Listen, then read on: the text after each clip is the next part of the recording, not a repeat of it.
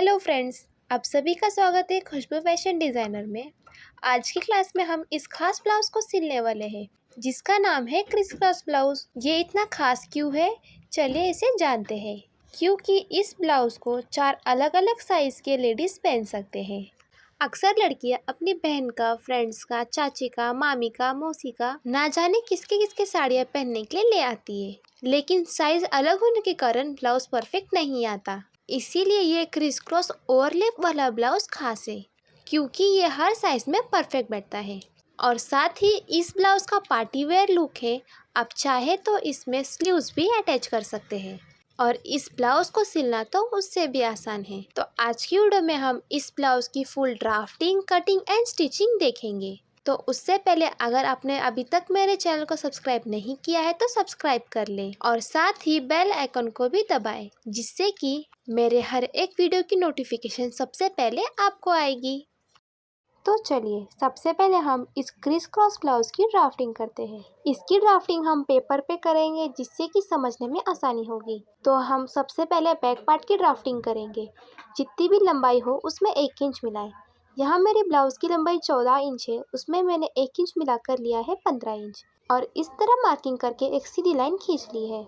अब हम डालेंगे शोल्डर का माप।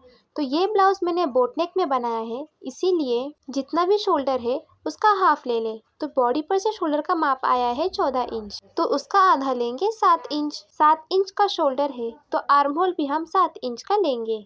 तो आप अपने अकॉर्डिंग जितना भी बॉडी पे से शोल्डर आता हो उसका हाफ डाल लें। अगर आप इस ब्लाउज़ को डीप नेक में बनाना चाहते हैं तो जितना भी बॉडी पे से शोल्डर का मेजरमेंट आए उसका आधा डाल के उसमें से 1.5 इंच कम कर ले और जितना भी माप आएगा उतना ही आर्म होल भी रख ले। अब इस तरह एक सीधी लाइन खींच ले। यहाँ पर हम छाती का चौथा भाग डालेंगे। तो आज का ब्लाउज़ हम 34 साइज़ का बना रहे हैं। तो 34 का चौथा भाग होता है 8.5। 8.5 इंच पर एक मार्किंग करके उसमें 2 इंच मिला लें। आप अपने अकॉर्डिंग जितना भी आपका मेजरमेंट हो उसका चौथा भाग डालें और मार्जिन के लिए 2 इंच बढ़ाएं और इस तरह एक सीधी लाइन नीचे की तरफ खींच लें। वीडियो को बिल्कुल भी स्किप ना करें, लास्ट तक जरूर देखें क्योंकि मैं इस वीडियो में हर एक छोटी छोटी बात आप सभी के साथ शेयर कर रही हूँ। तो एक भी पार्ट मिस ना करें और साथ ही चैनल को सब्सक्राइब करना ना भूलें। अब आर्म होल का आकार दे दें। आर्म होल का आकार देने के लिए 1.25 इंच की गोलाई दें। इस तरह बैक पार्ट की ड्राफ्टिंग हो चुकी है। अगर आप बैक पार्ट प्लेन रखना चाहते हैं तो कोई चेंजेस नहीं होगा, सेम इसी तरह रखें।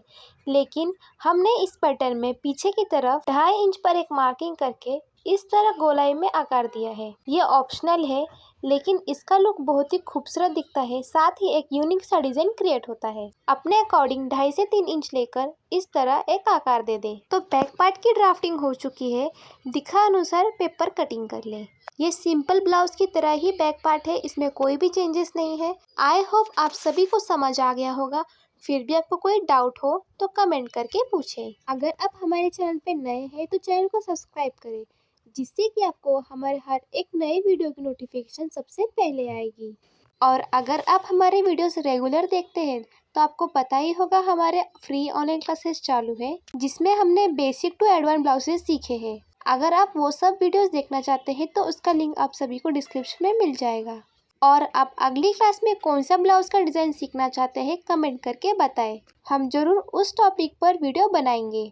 तो इस तरह बैक पार्ट की कटिंग हो चुकी है। तो चलिए अब गले की मार्किंग कर लेते हैं। तो यहाँ पर हम बोट नेक रखेंगे, इसीलिए गले की चौड़ाई 3.5 इंच ले।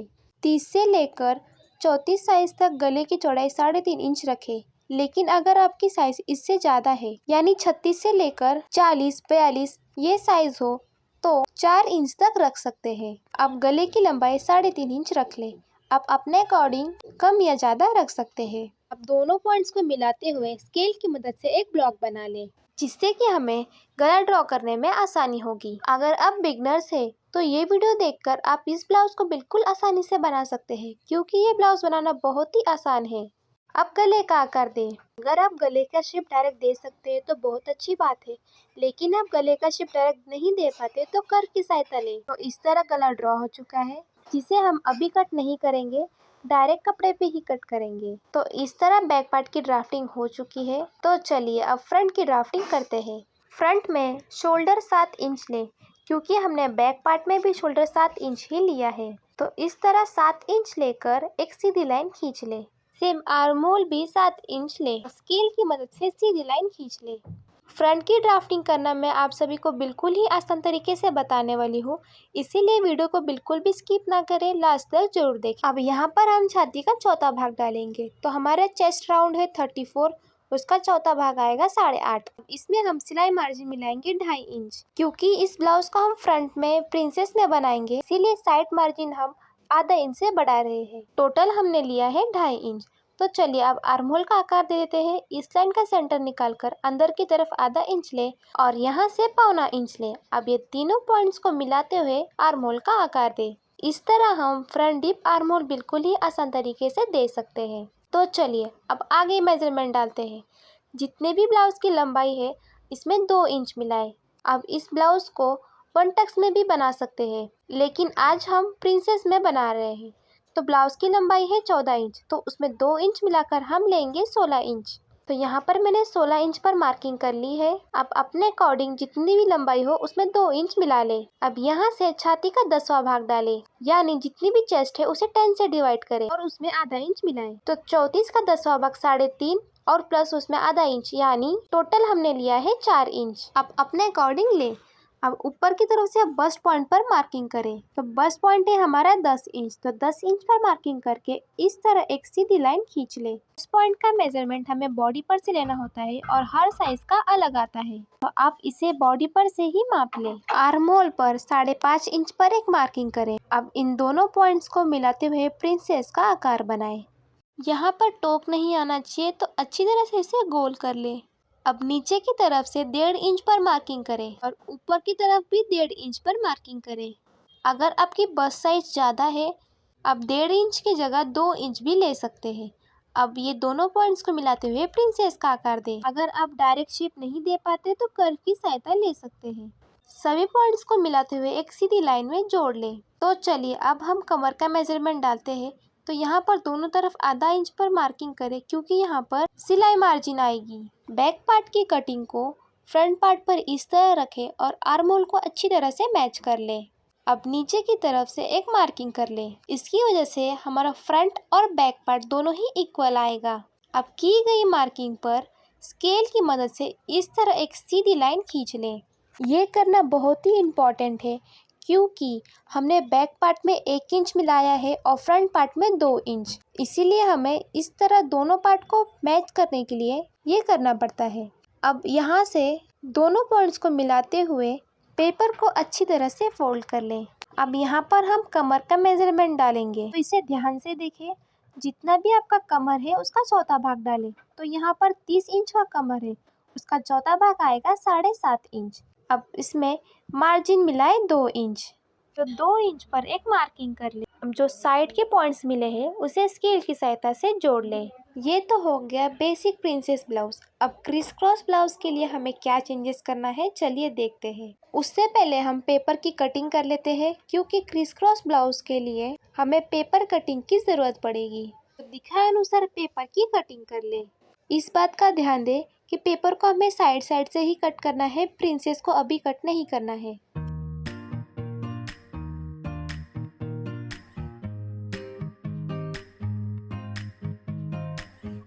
अब पेपर की कटिंग हो चुकी है, तो चलिए अब क्रिस क्रॉस ब्लाउज की मार्किंग करते हैं। तो उसके लिए सबसे पहले गले की चौड़ाई डालें। तो गले की चौड़ाई है हमारे 3.5 इंच। अब सेंटर से गले की लंबाई डालें। जितना भी आपको गला लंबा चाहिए उस पर मार्किंग कर ले। तो यहाँ पर मैंने 8 इंच का गला लिया है, आप अपने अकॉर्डिंग ले सकते हैं। तो 8 इंच पर एक पॉइंट मार्क कर ले। अब पेपर को खोल ले।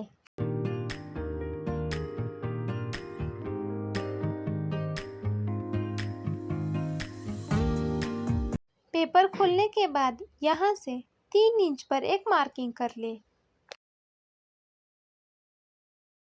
अब इस पॉइंट को मिलाते हुए गले की लंबाई जहाँ हमने मार्क की है वो पॉइंट को मिलाते हुए गले की चौड़ाई को मिलाए। अब ये तीनों पॉइंट्स को मिलाते हुए एक कर्व शेप दे। ये तीनों पॉइंट्स को जोड़ते समय हम डॉटेड लाइन में जोड़ेंगे, जिससे कि हम बहुत ही आसानी से ये शेप को बना पाएंगे। इस तरह आप देख सकते हैं डॉटेड लाइन में ये तीनों पॉइंट्स को जोड़ लें और अगर आपको लगे कि ये शेप परफेक्ट है तो एक फाइनल लाइन खींच लें। तो आप देख सकते हैं मैं फाइनल मार्किंग कर रही हूँ। ये शेप आप अपने पसंद के अकॉर्डिंग कम या ज़्यादा कर सकते हैं।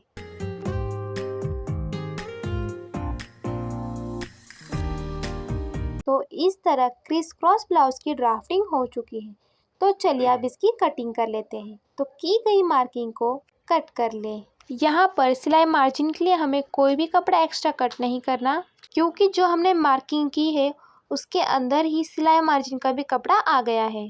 अब प्रिंसेस का भी कटिंग कर लें। तो इस तरह फ्रंट पार्ट की ड्राफ्टिंग और कटिंग हो चुकी है। मैंने आप सभी को आसान तरीके से इस ब्लाउज को समझाने की कोशिश की है। आई होप आप सभी को समझ आ गया होगा।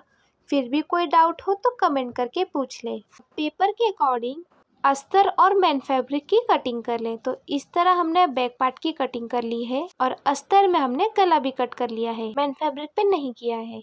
साथ ही फ्रंट का भी भाग कट किया है और अस्तर की भी कटिंग कर ली है और साइड पीस की भी। अगर आप इस ब्लाउज में बाही लगाना चाहते हैं तो उसकी भी कटिंग कर लें। इस ब्लाउज को हम स्लीवलेस बना रहे हैं, इसीलिए मैंने बाही की कटिंग नहीं की है। तो चलिए सबसे पहले हम बैक पार्ट को स्टिच करते हैं।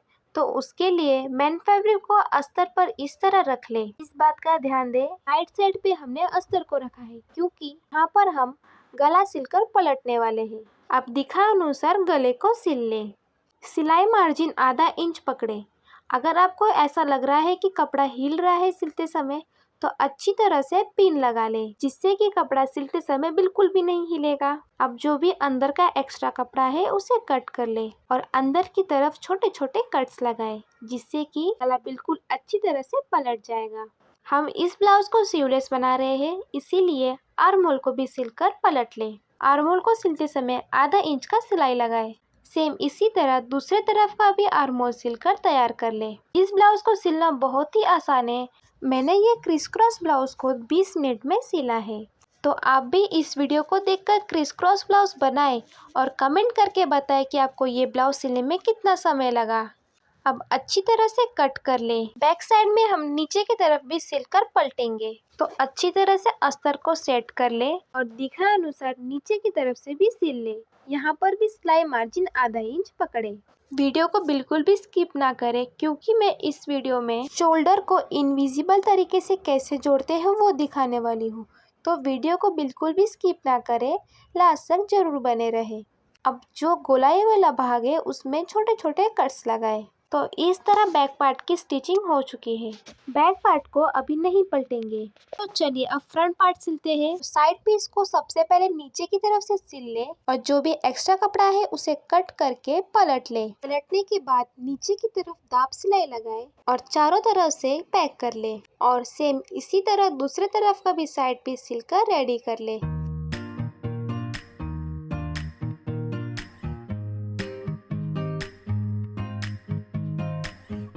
तो ये दोनों पीस रेडी हो चुके हैं। तो चलिए अब मिडल पीस सिलते हैं। तो मेन फैब्रिक पर अस्तर को रखें। इस बात का ध्यान दें, मेन फैब्रिक का जो राइट साइड है वो अंदर की तरफ होना चाहिए। अब इसे हम नीचे की तरफ से और साइड की तरफ से सिलेंगे। तो सबसे पहले हम बेल्ट तैयार कर लेते हैं।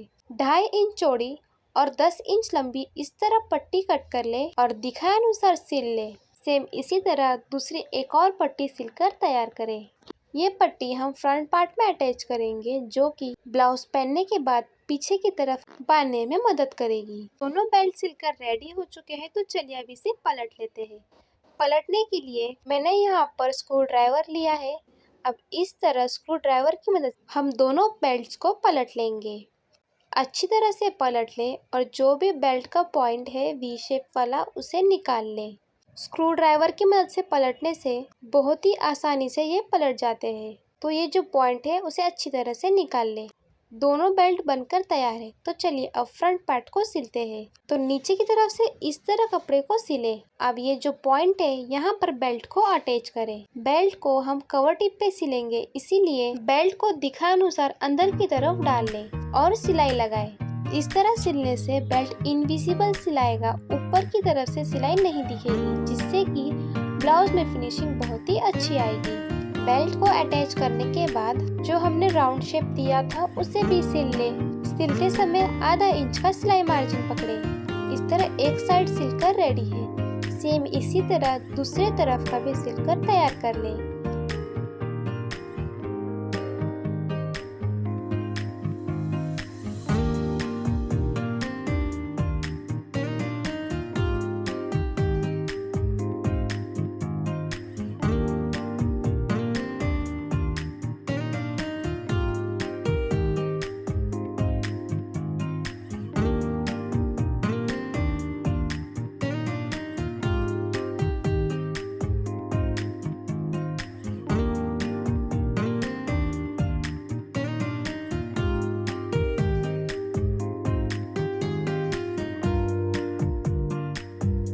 फ्रंट का दोनों पार्ट सिलकर रेडी है, तो जो भी एक्स्ट्रा कपड़ा है उसे कट कर ले और जहां कर्व भागे वहां पर छोटे छोटे कट्स लगा ले।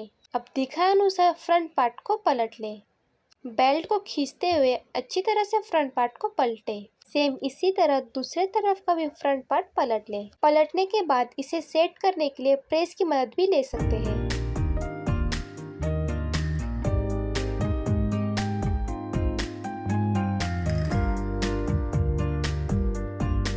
दिखाए अनुसार फ्रंट पार्ट पर किनारे में दाब सिलाई लगाई, जिससे कि जो अस्तर का कपड़ा होगा वो अच्छी तरह से अंदर की तरफ रहेगा, ऊपर की तरफ नहीं आएगा। या फिर आप फ्रंट पार्ट को प्रेस की मदद से सेट कर सकते हैं। सेम इसी तरह दोनों पार्ट्स को सिलकर रेडी कर ले।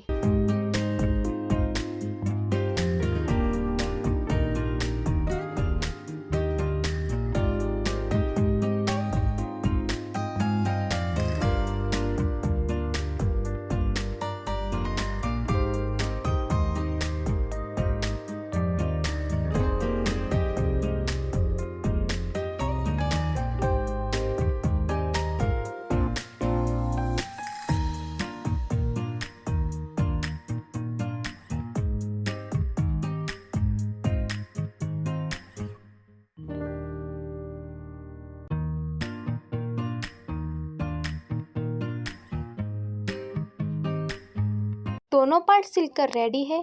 अब जो भी एक्स्ट्रा कपड़ा है उसे कट कर ले।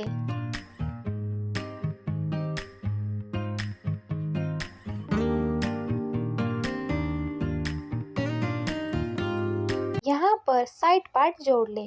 दिखाए अनुसार साइड पार्ट जोड़े। ये पार्ट जोड़ते समय कपड़े को बिल्कुल भी ना खींचे, हल्के हल्के हाथों से सिले। सेम इसी तरह दूसरे तरफ का भी सिलकर तैयार कर ले। तो आप देख सकते हैं एक तरफ का सिलकर रेडी है और इसका पफ कितना अच्छा आया है। सेम इसी तरह दूसरे तरफ भी सिलकर रेडी कर ले।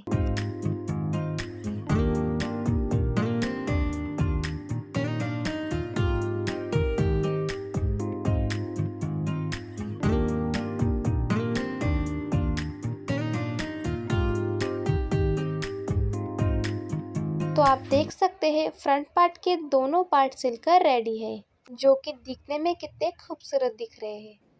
कुछ इस तरह दोनों पार्ट एक के ऊपर एक ओवरलैप होंगे। तो चलिए अब बैक पार्ट से इसे जोड़ते हैं।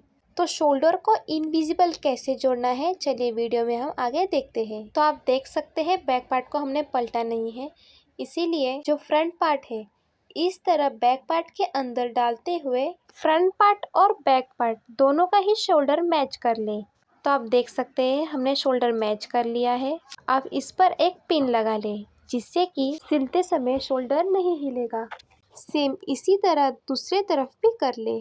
साइड से बैक पार्ट में फ्रंट पार्ट डालते हुए शोल्डर मैच करके एक पिन लगा ले।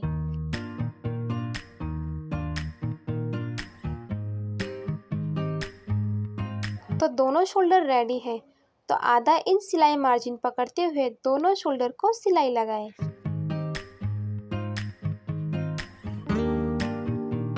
शोल्डर सिलने के बाद ये जो कॉर्नर है उसे कट कर ले, जिससे कि पलटने के बाद शोल्डर में अच्छी फिनिशिंग आएगी। अब ब्लाउज को अच्छी तरह से पलट ले।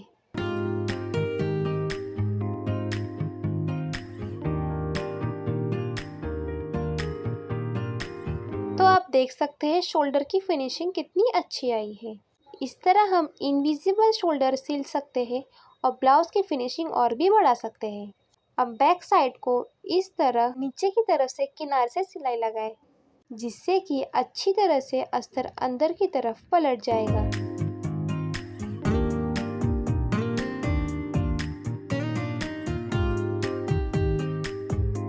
तो चलिए अब ब्लाउज को फिटिंग करते हैं। फ्रंट और बैक पार्ट को इस तरह रख लें और किनारे से सिलाई लगाएं। दोनों पार्ट को अच्छी तरह से मैच करें और बिल्कुल किनारे से सिलाई लगाएं और जो भी एक्स्ट्रा कपड़ा है उसकी कटिंग कर लें। सेम इसी तरह दूसरे तरफ भी करें।